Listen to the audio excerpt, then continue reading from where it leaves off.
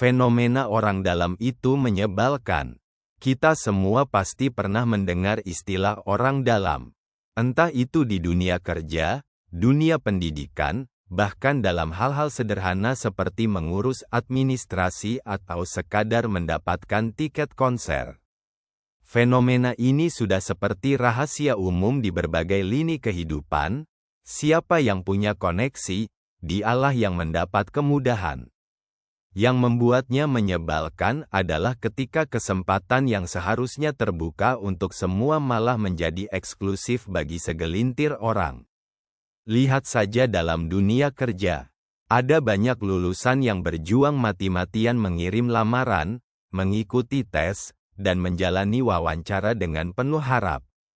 Namun, tiba-tiba ada seseorang yang punya kenalan di dalam, dan langsung diterima tanpa harus melalui proses panjang.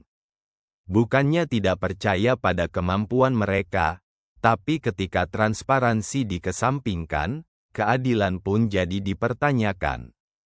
Di lingkungan akademik pun tak jauh berbeda. Ada siswa yang belajar mati-matian, menghabiskan waktu di perpustakaan, dan berusaha semaksimal mungkin untuk lolos seleksi universitas atau beasiswa. Namun, ada juga yang masuk dengan mudah karena punya jalur khusus. Bagi mereka yang bekerja keras, ini terasa seperti pengkhianatan terhadap usaha mereka. Fenomena ini semakin menjengkelkan ketika terjadi dalam layanan publik.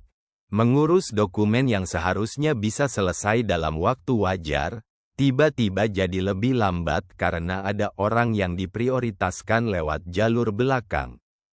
Sementara orang biasa harus sabar mengantre dan mengikuti prosedur yang ribet, mereka yang punya koneksi bisa menyelesaikannya dalam hitungan jam. Yang lebih menyedihkan adalah ketika orang-orang mulai menganggap ini sebagai sesuatu yang normal. Kalau bisa pakai orang dalam, kenapa harus repot? Begitulah mentalitas yang berkembang. Padahal, semakin kita membiarkan sistem ini berjalan, semakin sulit bagi mereka yang tidak punya koneksi untuk mendapatkan kesempatan yang sama.